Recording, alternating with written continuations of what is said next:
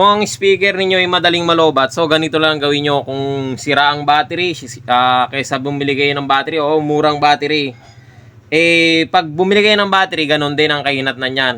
Mag-videoke kayo, mabibitin lang kayo. So ito, mas maganda. So ito i-recommend ko sa inyo, mas affordable to.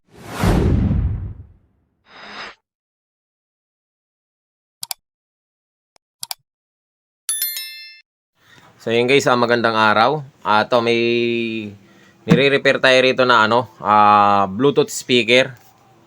So yan, KTS 12 o 120.1. So ayun siya. Ang problema nito,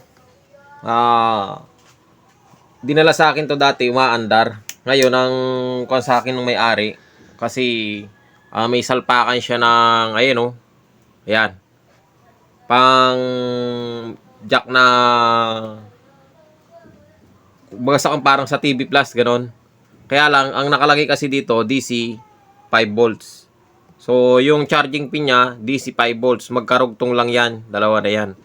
So ngayon ang kuwan kasi ng may-ari, ginagamit niya to pang daw sa ibon. Ayun ko, pinanguhuli daw ng ibon, sabi niya. Ngayon gusto niya sa 12 volts kasi nalolobat siya kaagad. Pag charge mo siya, kasi may battery, pag charge nalolobat, so madali siyang malobat. Ngayon ang gusto ng may-ari, hindi nalolobat yung bang i-connect ng 12 volts. So ang naging problema dati nung pinagawa sa akin itong charging pin na to. Ngayon ang ginagawa daw nila at sinusubukan yatang hindi ko alam kung sinubukan niyang salpakan ito ng 12 volts kasi nasunog yung charging IC. So pakita ko sa inyo. So yun guys, natanggal na natin yung mga tornilyo. So ito babaklasin ko at pakita ko sa inyo yung nangyari sa kanya, kung bakit ayan nasunog yung kanyang charging IC. Tanggalin na natin. Ayan mapapansin ninyo yung charging IC niya. Sunog, ayan. Lumobo na sa ibabaw. So ngayon, ang kwan nito, kasi sabi ko nga, pwede naman siyang gawa ng paraan o diskartehan.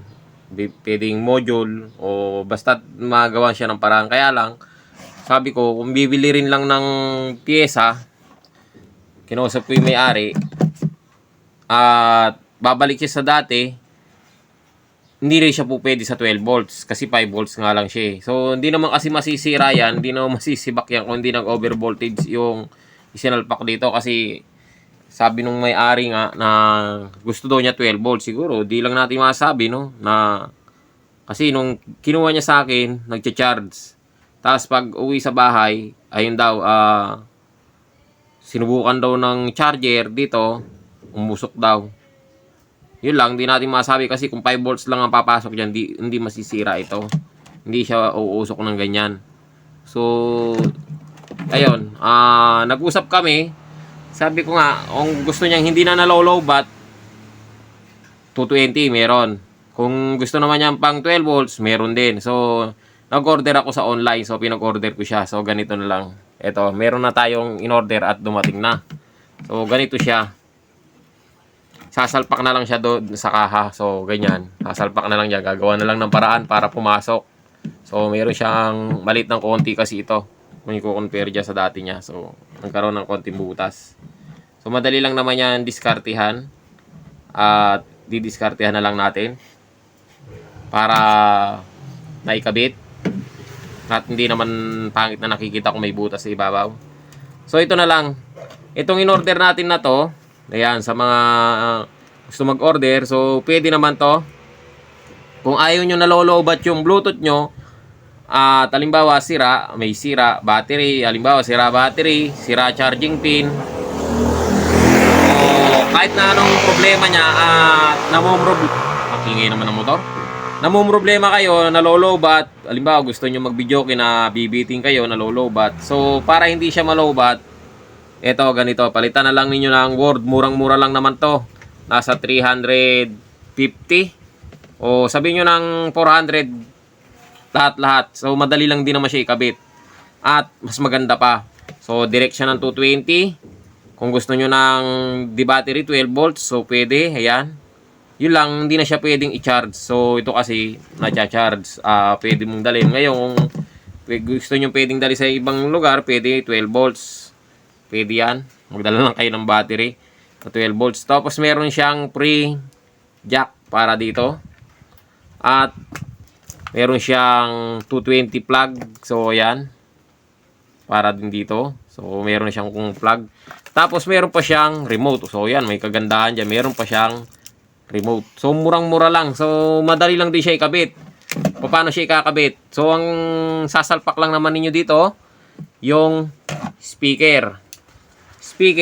Kaya lang ito yata wala ng ilaw eh. Kung may ilaw. May ilaw pa. So yun. Ayun o. LED. May nakasulat naman. LED. Positive, negative. So may salpakan siya. Yan. Ito. Itong puti. Tapos speaker. So dalawa speaker niya. So di ko lang alam kung dalawa nga o tweeter tong isa. So nakalagay dyan SP. Dalawa yan. Tweeter yung isa. Yung TSP tweeter. Tweeter speaker. Tapos yung SP speaker lang. So since ito isa lang naman ang speaker. Tapos ang tweeter. So pwede to. Pwede. So ngayon pagka dalawang speaker ninyo. Halimbawa tower. Dual speaker, pwede nyo naman siyang pagsamahin. Pwedeng series, pwedeng parallel, di ba? So, hindi naman maselan to. Ganun lang, madali lang siya ikabit. Sasalpak nyo lang yan, dalawa. O tatlo. Tatlong jack, socket. Tapos sa LED, titignan ninyo, may sign naman yan LED. Positive saka negative. Dito sa pinanggalingan niya, may nakasign din naman dito sa dati. May nakalagay dyan na positive, negative. So, dito sa loob, mayroon nakasulat dyan. Ayan o. Speaker positive negative saka high positive negative. Tapos mayroon din LED. Di ko alam kung may LED pa to, pero parang inalis na yata yung ilaw nito. So ganun lang siya kasimple. Madali lang siya ikabit. So tatry natin siyang ikabit, tapos testingin natin. So yun guys, ganito yung pagkabit niyan. So ito ang sa tweeter. So yan, sa tweeter yan. Tapos ito ang sa speaker. So titignan nyo lang mabuti. So yan, speaker saka tweeter. So titignan niyo yung positive negative. So pagka ang positive niya kagaya ito nasa baba, ang negative sa taas. So titignan nyo lang din to, ito ang positive. Kapag hindi siya tama ang sakit, pwede naman ninyo siyang baligtarin, iayon ninyo yung susundin niyo yung sign ng positive negative. So sa speaker ganun din. Ang positive sa taas, so ganyan siya. Ayan. So yung ilaw nga pala niya, yung LED, so hindi ko na kinabit kasi wala naman nakakabit dito. So tinitignan ko dito sa loob, wala namang wire na nakalagay, siguro tinanggal na ng may-ari. So ayan, isasalpak natin siya. Pero bago nga pala natin siya isalpak, testingin muna natin kung tutunog. So maglalagay tayo ng dito muna tayo sa kanyang socket. So, sasaksak lang natin siya mabuti. Yon. At naka-on na rin yan. So, ganyan lang muna siya. Tapos, saka natin saksak dito.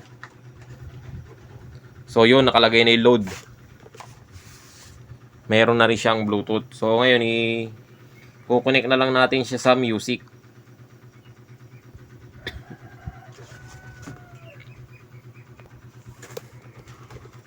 So, connect lang natin siya, matagal. Ayaw mag-connect. So, volume tayo. Tumutugtog na yan.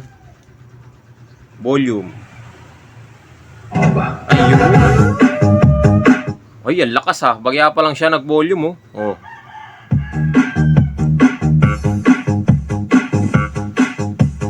This is Tobias from here. This one. Ahora ticket.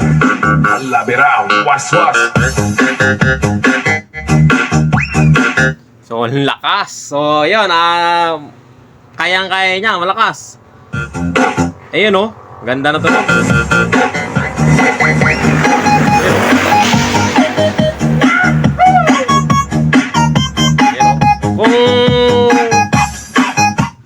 Kung ang speaker ninyo ay madaling malobat, so ganito lang gawin nyo. Kung sira ang battery, kaysa bumili kayo ng battery, o murang battery, eh pag bumili kayo ng battery, ganun din ang kahinatnan niyan.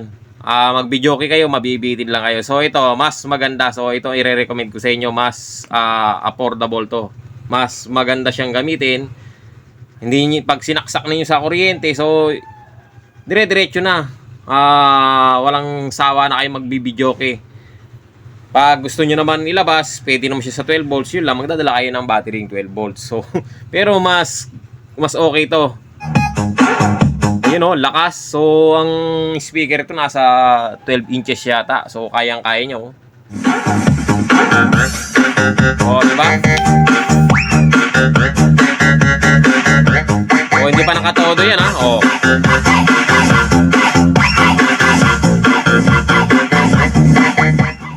Kaysa magbo-bluetooth kayo ng di battery, di ba? Mas okay to, gagastos kayo sa battery, magkano? Sige nga, tapos ganun din ang kahinat na niya, madali lang din siyang malobat. So, pag tumatagal ang battery na lolobat. So, ito, hanggat may kuryente, pwede siya. So, ngayon, sasalpak natin siya. Yan. Kung malaki rin lang naman ang magiging gastos ng Bluetooth nyo, so dito na kayo sa halagang 350 o kunyata to 3, basta ano siya, binili ko to kasi tinignan ko 350 yata, tapos shipping niya sabihin nyo 400 lahat. So at least, di ba, ganda na ng Bluetooth nyo at malakas pa. So yun guys, madali lang naman siya i-connect. So sana nasundan niyo sa mga mag-DIY. So dalawang wire lang na may kakabit ninyo dyan. So yun nga pala, ang ginawa ko nga pala dito, dahil kapos yung kanyang kaha o yung itong pinakalata, yung pinaka-cover niya. So ginupit ko yung dati. So yan, ginupit ko, tapos idudugtong natin dyan. Saka natin siya gagamitan ng ganito, rivet. So papakita ko sa inyo mamaya. So ikakabit ko lang muna at alanghahawak ng ating camera. So yun guys, final testing tayo. Saksak natin uli. So naikabit na natin yung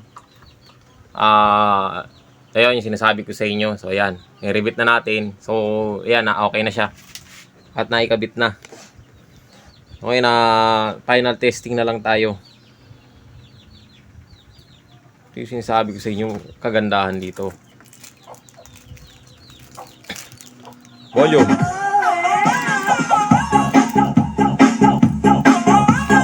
Diba? Lakas. Yun.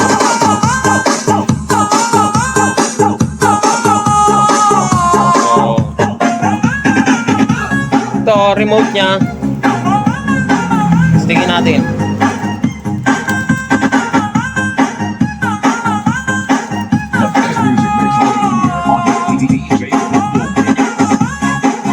Volume. Agad na. Equalizer.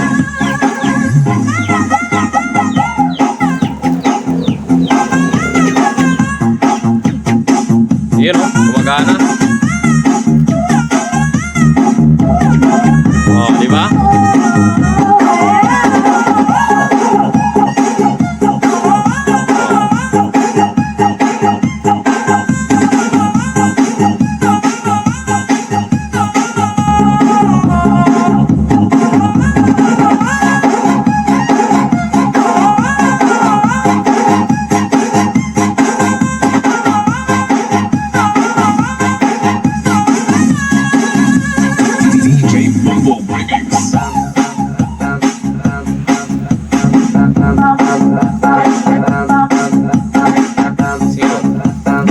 Normal niya.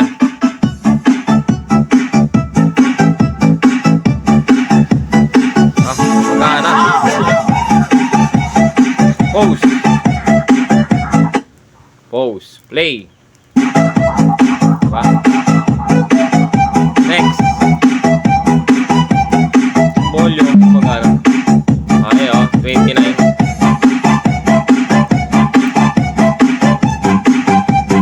Mahina.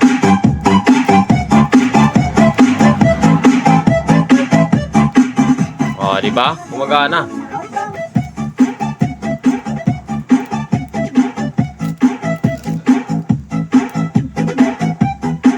volume natin.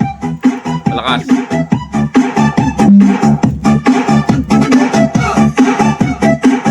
So, okay siya. So, yun guys, sa mga may ganitong ano, kahit na anong klase naman ng Bluetooth, mga ganitong klase ng Bluetooth, o kahit yung mga tower, so pwede naman siya i-convert ng ganyan, pero mas maganda yung mga ganitong kudrado. At pasok na pasok yung ano niya, yung kaha.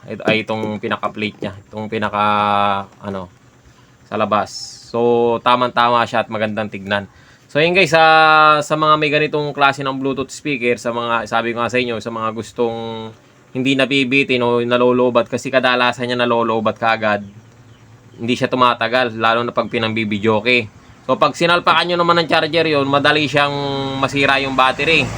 So ito, ikuwan ko sa inyo na magpalit na lang kayo ng ganitong Bluetooth. So pwede siya sa 220. Ang kuwan nga pala niya, ito, meron din siyang input, left and right. So mic 1, mic 2.